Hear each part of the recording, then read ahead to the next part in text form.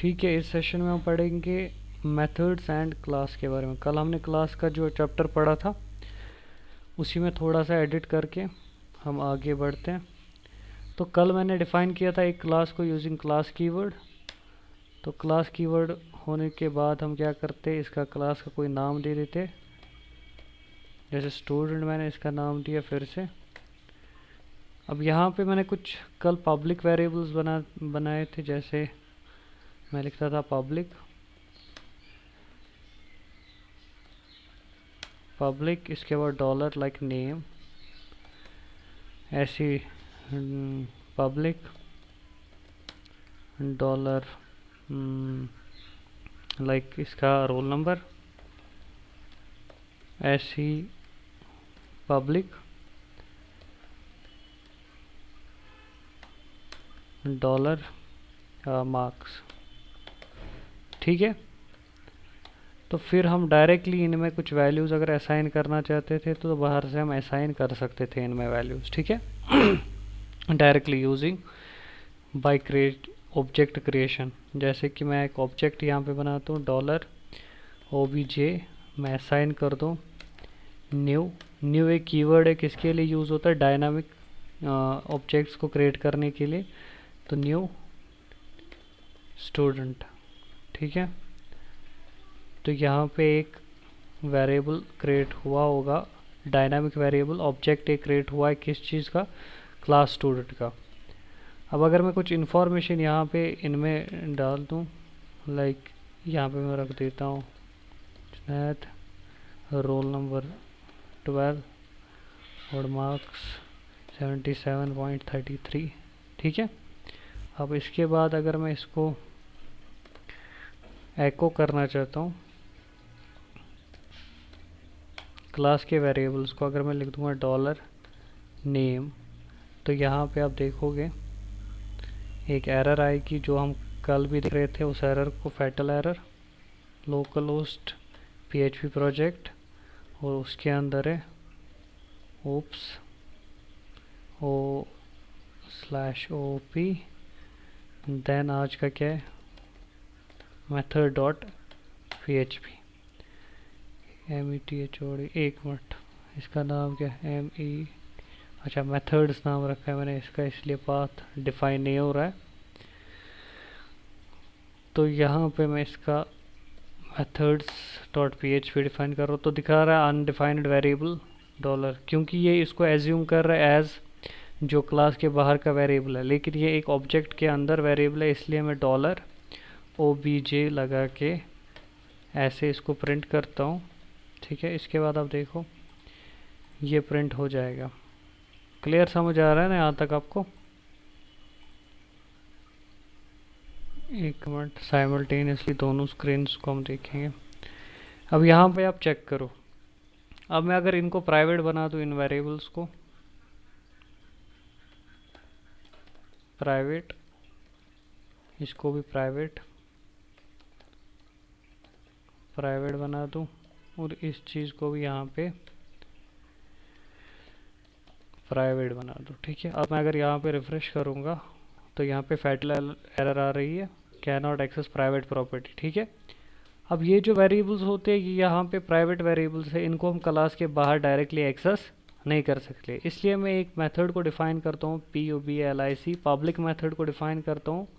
तो मेथड्स क्या होते हैं, फंक्शंस, उन्हीं को हम क्लास के अंदर मेथड बोलते हैं। ठीक है, तो एक फंक्शन में बना देता हूँ डिस्प्ले।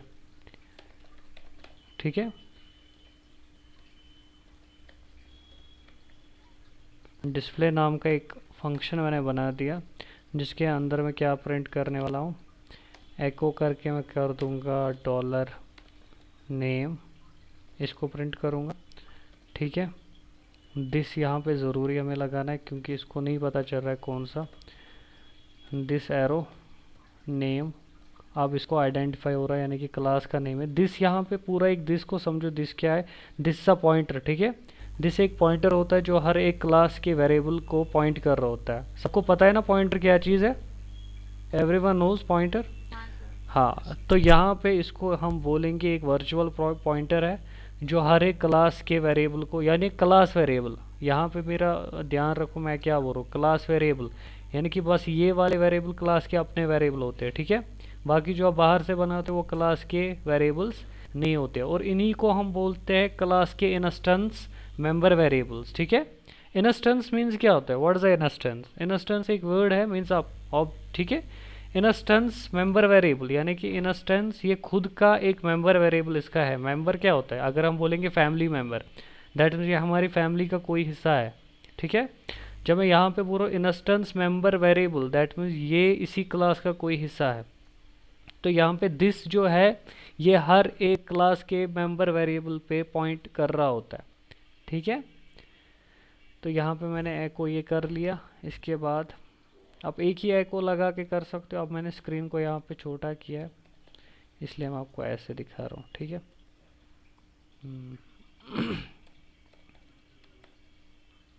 ठीक है,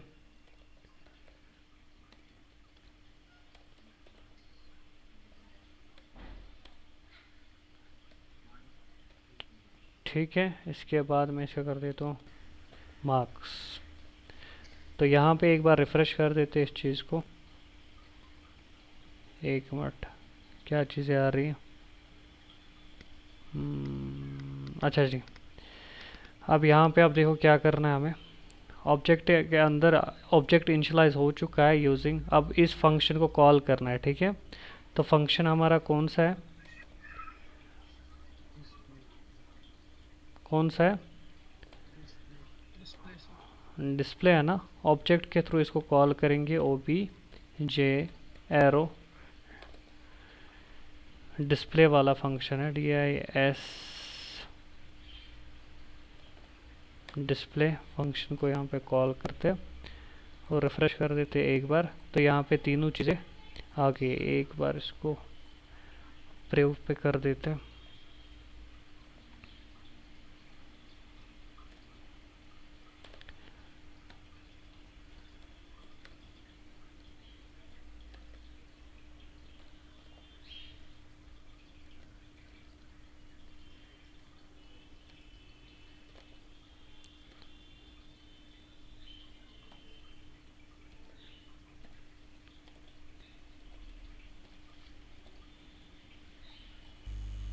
सेमीकोलन यूज़ करता हूँ दोनों जगहों पे,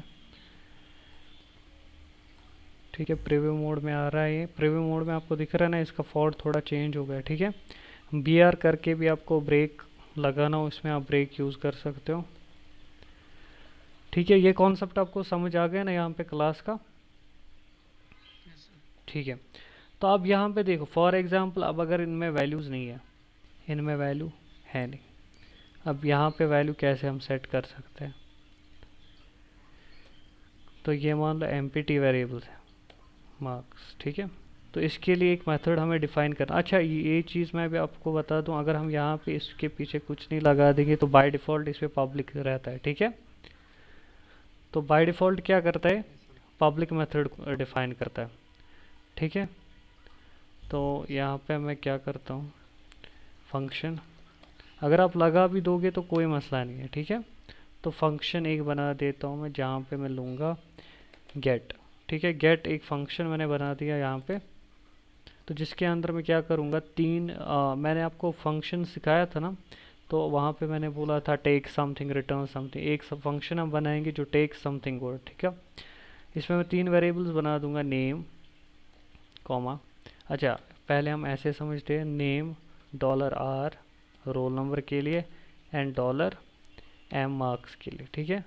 अब यहाँ से जो भी चीज़ें आएगी वो हमें कहाँ पे असाइन करना है, डॉलर नेम के अंदर क्या असाइन करना है, अच्छा यहाँ पे हमें ज़रूरी दिस लगाना है, ठीक है, ताकि इसको पता चले क्लास के अंदर जो वेरिएबल है नेम उसके अंदर कोई डेटा जा रहा है, ठीक है। कौन सा डेटा वहाँ पे मैं पास करूँगा, जो $n में हम लेंगे, ठीक है। ऐसे में क्या करूँगा, dollar this arrow roll number में असाइन करेंगे $r, ठीक है। और ऐसे ही डॉलर दिस एरो मार्क्स में असाइन करेंगे $m, ठीक है। अब इस मेथड को कॉल करेंगे यहाँ पे। अच्छा, इसको एक बार ब्रेक भी लगा देते हैं, कॉन्केटिनेट करके BRB यूज़ कर देते हैं। ठीक है, और यहाँ पे इसको भी डॉट BR लगा देंगे। क्लियर है ना यहाँ तक सारा? BR हो गया तीनों पे अप्लाई। अब मैं यहाँ पे क्या करूँगा, आई थिंक कहीं पे कोई मसला आ रहा है। ठीक है, लास्ट वाले BR पे मैंने डबल कोड डाल दिया। अब पहले हम क्या करेंगे, ऑब्जेक्ट OBJ एरो गेट को कॉल करेंगे, और गेट में रिसीव कितनी चीज़ें हो रही, 3 चीज़ें। पहला जुनैद, दूसरे वेरिएबल में डालूंगा रोल नंबर 12, तीसरे में 77.33। ठीक है, क्लियर। यहाँ पे सेमीकोलन इसका, और इसको एक बार रन करते हैं। ठीक है, तीनों चीज़ें आ गई।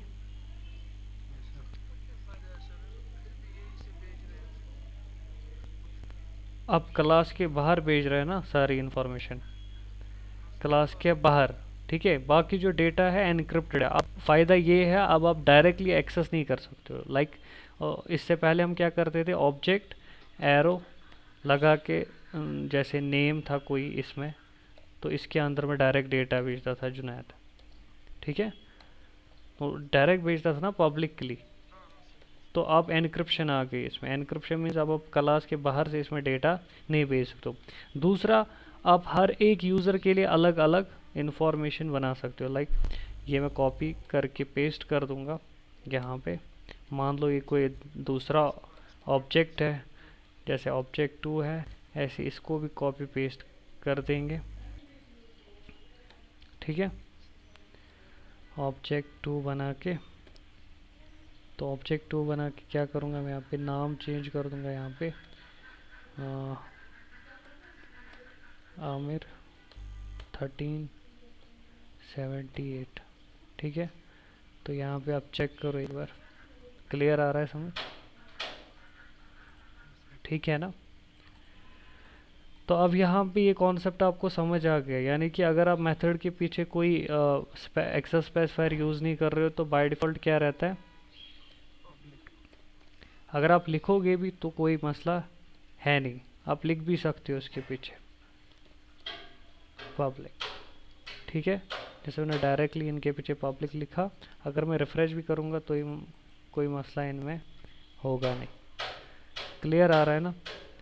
अब आप जितने ऑब्जेक्ट चाहो ऐसे बना सकते हो। ठीक है, अब इसके बाद होता है एक चीज़ जिसको हम बोलते हैं कंस्ट्रक्टर। ठीक है, कंस्ट्रक्टर क्या होता है, constructor is also known as initialiser. ठीक है, कोई भी काम आपको ऑब्जेक्ट क्रिएशन के बाद ही चाहिए, यानी कि जैसे ऑब्जेक्ट क्रिएट हो जाएगा, अगर आपको वो काम करवाना है तो आप एक कंस्ट्रक्टर का यूज़ करोगे। ठीक है, कोई भी काम, लाइक यहाँ पे तो पहले हमने ऑब्जेक्ट बनाया, फिर उसके गेट मेथड को कॉल किया, फिर ये ऑब्जेक्ट इनिशियलाइज हो गया। ठीक है, क्या हो अगर मैं ऐसा कुछ करूँ कि ऑब्जेक्ट क्रिएशन के टाइम ये सारी इन्फॉर्मेशन बिना गेट या किसी चीज़ के हम पहले ही डाल दें। ठीक है, तो there are different types of constructors. One is default constructor जिसमें कोई पैरामीटर नहीं होता है। अनदर इज़ क्या बोलते हैं इसको, पैरामीटराइज्ड कंस्ट्रक्टर, जिसमें तो यहाँ पे कंस्ट्रक्टर बनाने का तरीका थोड़ा डिफरेंट है। ठीक है, लाइक अगर आप सी की बात करेंगे तो वहाँ पे कंस्ट्रक्टर का कोई रिटर्न टाइप नहीं होता था। ठीक है, आपको याद है, यानी कि हम नहीं लगाते थे, ऐसे नहीं हम लिखते थे इंट कंस्ट्रक्टर। ठीक है, तो वहाँ पे एक मेथड था, constructor should be same as class name. ठीक है, बट यहाँ पे ऐसा नहीं है। यहाँ पे एक कीवर्ड है construct which is used to create the constructor. ठीक है, लाइक अगर मैं एक फंक्शन एक क्रिएट करता हूँ और उसका नाम मैं क्या रख देता हूँ, डबल कोट्स आपको करने यूज़, क्या बोलते हैं इसको, अंडरस्कोर 2 बार और कंस्ट्रक्ट। ठीक है, तो इसको मैं लिखूँगा एको आई एम डिफ़ॉल्ट कंस्ट्रक्टर। ठीक है, मैंने इस पर क्या लिखा, अब आप देखो ये कॉल होगा सबसे पहले ऑब्जेक्ट क्रिएशन के पहले। देखो I am default constructor, I am default constructor. कितनी बार कॉल हो गया, कितनी बार कॉल हो गया, 2 बार कॉल हो गया ना। कोई बोलेगा क्यों 2 बार कॉल हो गया सा कि आपके बिना? हाँ हाँ, तो 2 ऑब्जेक्ट्स बनाए हैं। अब जो कंस्ट्रक्टर का चलने का वे है वो आप देखो कैसे है। द मैकेनिज्म ऑफ कंस्ट्रक्टर, जो मेरे हिसाब से कंस्ट्रक्टर चलना चाहिए था, तो पहले इस ऑब्जेक्ट का कंस्ट्रक्टर चलता, इसकी इंफॉर्मेशन फैच होके फिर दूसरे वाले का कंस्ट्रक्टर चलता, ठीक है। लेकिन यहाँ पे मैंने आपको बोला कि कंस्ट्रक्टर एक ऐसा चीज़ है जो हर एक ऑब्जेक्ट की लाइफ में पहले चलने वाला ऑब्जेक्ट ये फंक्शन होता है, ठीक है। तो आपको याद रखना है कंस्ट्रक्टर एक ऐसा फंक्शन होता है जो किसी भी प्रोग्राम के या किसी भी क्लास के ऑब्जेक्ट बनने के बाद क्विकली पहले वही रन हो जाता है, ठीक है, बाद में उसकी फंक्शंस। अब आपको लग रहा होगा लाइक सर ने इसको पहले बना दिया अदरवाइज ये अभी कॉल हो रहा है, अगर मैं इसको लास्ट पे बना दूँ तब भी ये ऐसे ही कॉल होगा, ठीक है। इसका कॉलिंग का वे चेंज नहीं होगा, ठीक है, मत हो गया चेंज। वरना हमें लग रहा था कि पहले ये चलेगा फिर ये चलेगा फिर, लेकिन जो कंस्ट्रक्टर है ये सबसे पहले क्लास के अंदर कॉल होता है, ठीक है। जो ही आप ये बना देते हो, ऑब्जेक्ट कोई बना देते हो, तो कंस्ट्रक्टर यहाँ पे कॉल होता है। And this is called default constructor. क्या बोलते हैं इसको? Default constructor. अब इसके बाद आता है पैरामीटराइज्ड कंस्ट्रक्टर। वो कैसे होता है पैरामीटराइज्ड कंस्ट्रक्टर? तो क्या करेंगे हम यहाँ पे ये फंक्शन की बॉडी उठा के इतना मैं कॉपी कर लेता हूँ, इसको कट करके मैं यहाँ पे डाल देता हूँ, इसको काट के। अब जो रिसीव कर रहा था ना मैं चीज़ें, इससे पहले मैं एक फंक्शन के थ्रू रिसीव कर रहा था ये सारी चीज़ें, ठीक है। तो गेट डेटा से रिसीव कर रहा था ना। अब आप देखो हम कैसे रिसीव करेंगे इस चीज़ को, तो इसी से आपको पता चलेगा why we call constructor as initializer, ठीक है। और इंटरव्यू में भी आप यही आंसर दोगे, कंस्ट्रक्टर को हम इनिशियलाइजर क्यों बोलते हैं। So let's change the method here. हम क्या करेंगे, ये जो सारी इंफॉर्मेशन है ये तब पास करेंगे when object is to be created, ठीक है। ऑब्जेक्ट को क्रिएट करने के टाइम इस चीज़ को यहाँ पे हम पास करेंगे। तो यहाँ पे मैंने पास किया इसको, और गेट डेटा वाली फंक्शंस को हटा दूंगा मैं, ठीक है। अब आप यहाँ पे चेक करो, हो गया इनिशियलाइज। अब किसी मेंबर फंक्शन के थ्रू ये इनिशियलाइज नहीं होगा, ठीक है। अब हमने इनिशियलाइज किसके थ्रू इसको किया? कंस्ट्रक्टर के थ्रू, ठीक है। तो यहाँ पे इसका सिंटेक्स एक बार चेक करो, कंस्ट्रक्टर का सिंटेक्स क्या होता है। यहाँ पे आपको सीधे लिखना है फंक्शन देन कंस्ट्रक्ट, और यहाँ पे 2 बार ये अंडरस्कोर है, ये पूरा याद रखना है, ये 2 बार है, ठीक है। ये एक ही बार नहीं है, आप एक बार यूज़ करोगे तो नहीं आएगा, तो आपको 2 बार यूज़ करना है। अब इसके बाद आता है हमारा डिस्ट्रक्टर, ठीक है। तो डिस्ट्रक्टर क्या काम करता है, जो भी मेमोरी आप कंस्ट्रक्टर के थ्रू इनिशियलाइज करते हो तो डिस्ट्रक्टर उसको डिस्ट्रॉय कर देता है, ठीक है। और यहाँ पे हाँ, यहाँ पे एक चीज़ देखो डिस्ट्रक्टर का काम क्या है। ये था अदर ओप्स कॉन्सेप्ट जो सी या जावा का कॉन्सेप्ट है, लेकिन पीएचपी में कॉन्सेप्ट क्या होता है, यहाँ पे रैम में कोई मेमोरी नहीं मिलती है, ठीक है। क्योंकि वेब ब्राउज़र के कैशे की या क्या बोलते हैं हम, कैशे के अंदर या कुकी के अंदर मेमोरी मिलती है, तो उनको ये फ्री करता है, ठीक है। तो destructor is a function which is executed at the last moment of object, ठीक है। जो लास्ट का काम होता है ना ऑब्जेक्ट को, यानी कि डिस्ट्रॉय होने के टाइम या लास्ट फेज जो होता है एक ऑब्जेक्ट का, उस टाइम डिस्ट्रक्टर चलता है, ठीक है। तो यहाँ पे मैं अगर बनाऊंगा डिस्ट्रक्टर, सेम आपको करना है फंक्शन, तो फंक्शन करके आपको फिर से अंडरस्कोर डिस्ट्रक्ट लिखना है, ठीक है। डिस्ट्रक्ट लिख के क्या लिखोगे, मैं लिखूंगा इसमें एको आई एम डिस्ट्रक्टर, ठीक है। मैं कौन हूँ, डिस्ट्रक्टर हूँ। तो इसको मैं करूँगा यहाँ पे BRB साथ साथ, ठीक है। तो देखो लास्ट का एक फंक्शन कौन सा चल गया,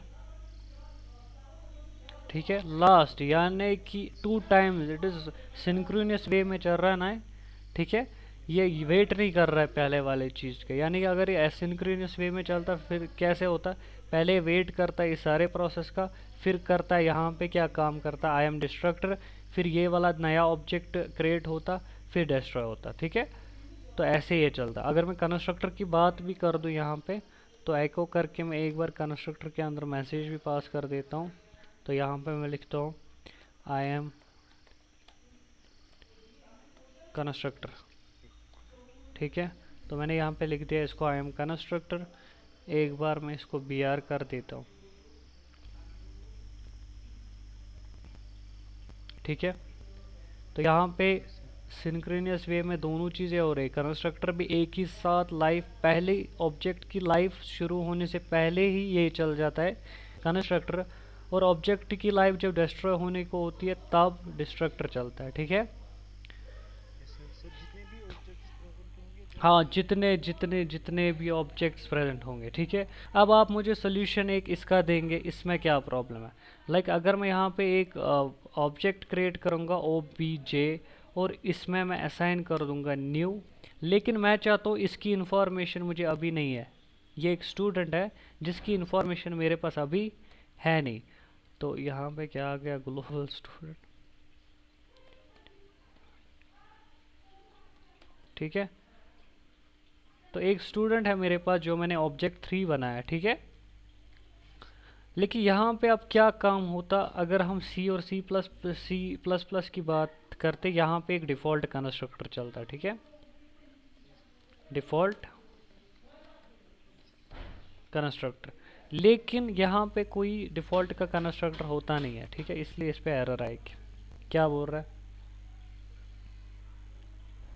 एरर को पढ़ो।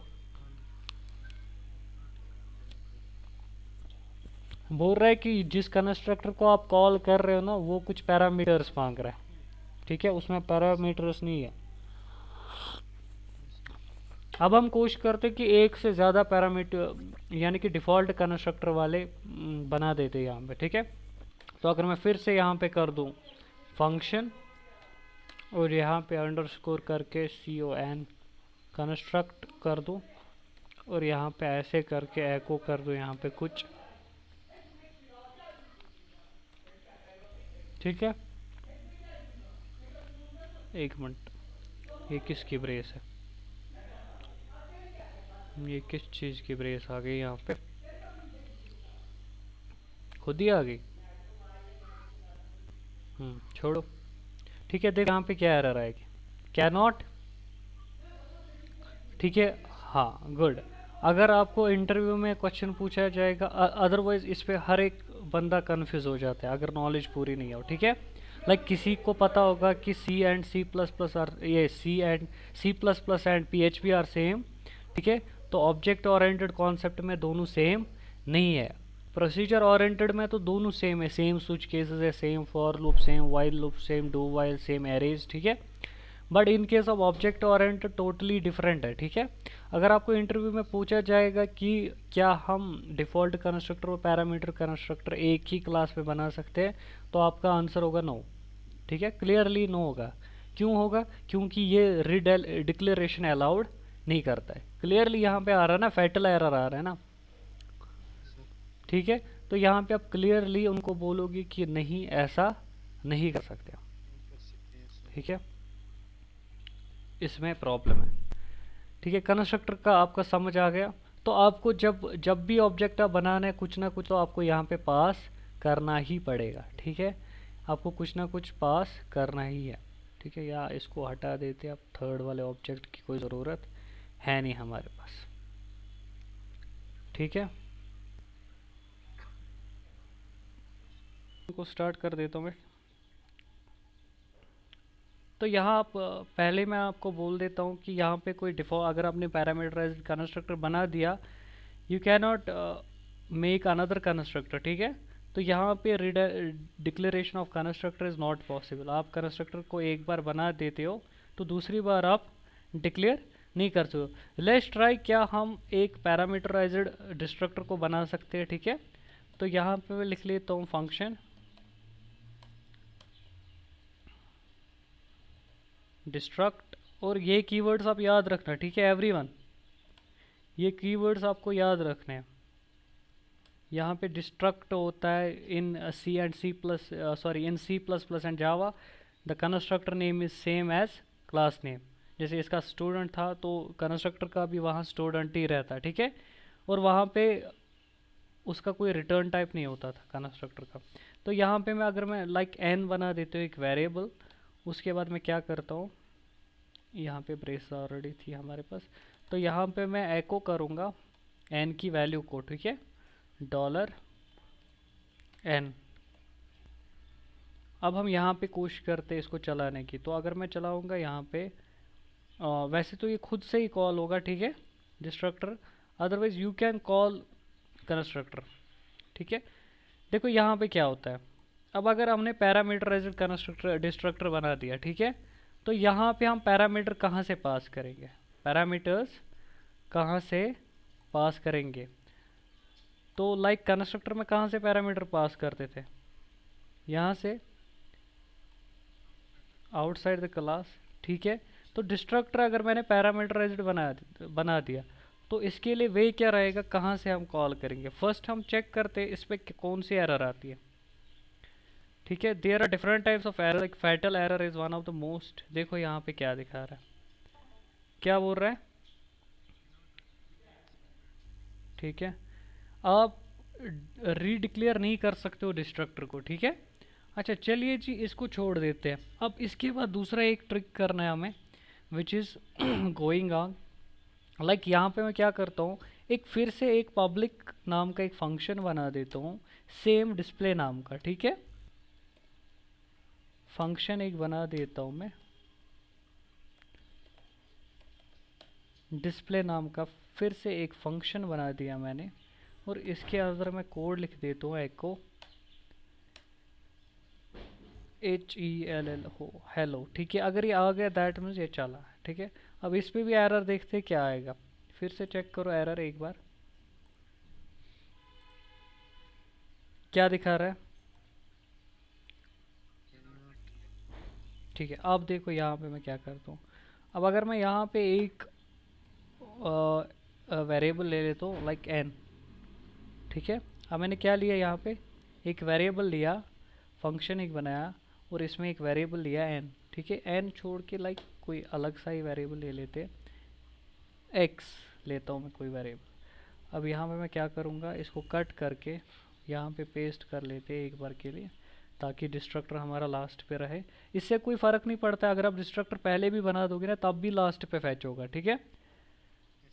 अब मैं यहाँ पे क्या करता हूँ, पहले मैं चेक करता हूँ, जैसे डिस्प्ले था ऐसे मैं बना देता हूँ ऑब्जेक्ट, डॉलर हमारे पास ऑब्जेक्ट है, ऑब्जेक्ट पहले हमारे पास ऑब्जेक्ट है, इस पे मैं डिस्प्ले कर देता हूँ, डिस्प्ले फंक्शन को कॉल कर दिया मैंने, और इसमें मैं पास कर रहा हूँ लाइक हेलो, ठीक है। अब यहाँ पे चेक करो, तो देखो यहाँ पे क्या है, same methods with different arguments, है ना। अब यहाँ पे चेक करो एरर क्या दिखा रहा है,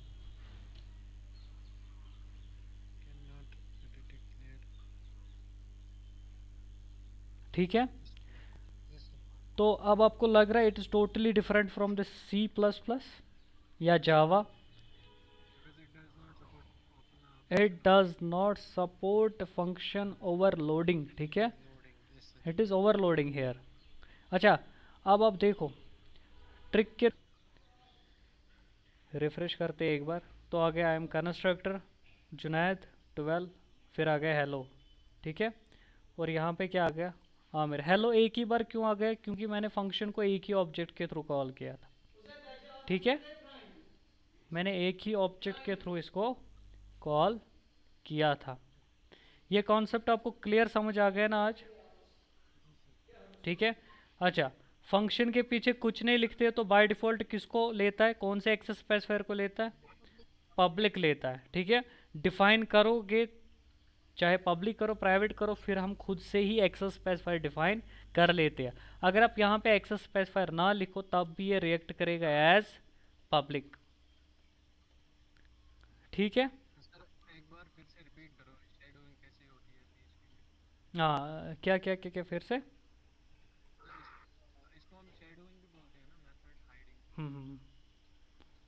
ठीक है। तो लाइक क्या मेथड हाइडिंग क्या होता है, एक बार फिर से मैं कॉन्सेप्ट आपको बोलता हूँ। लाइक इनहेरिटेंस के टाइम क्या होता था, दो फंक्शन होते थे सेम नेम के, ठीक है, बट इन डिफरेंट क्लासेस। अब एक के पीछे हम क्या करते थे, वर्चुअल लगा देते थे और वो हाइड हो जाता था। अब वो नहीं देखता था who is the caller object, अब वो ये नहीं देखता था, बिकॉज अब वो देखता था who is the caller object. जब वो पेरेंट क्लास के अंदर चला जाता था, वहाँ पे वो मेथड हाइड हो जाता था, वो उससे छुपा रहता था। तो वो सोचता था दिमाग में कि आई थिंक यहाँ पे ऐसा कोई मेथड नहीं है, तो किसके पास चला जाता था, चाइल्ड के पास। तो this is called late binding, यहाँ पे लेट बाइंडिंग होती थी, या जिसको हम क्या बोलते थे, रन टाइम बाइंडिंग, ठीक है।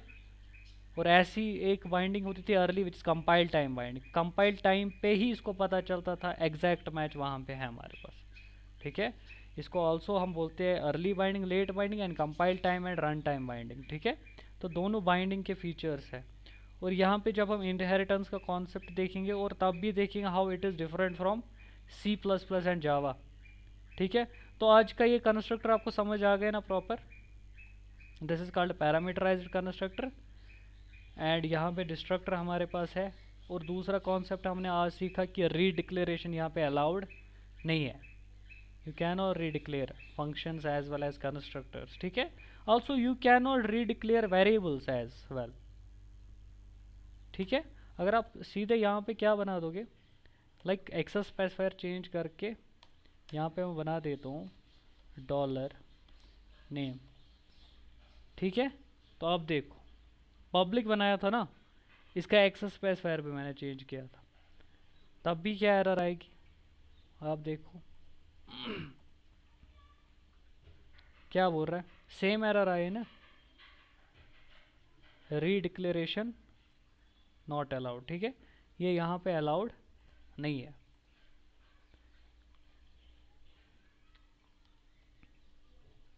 ठीक है।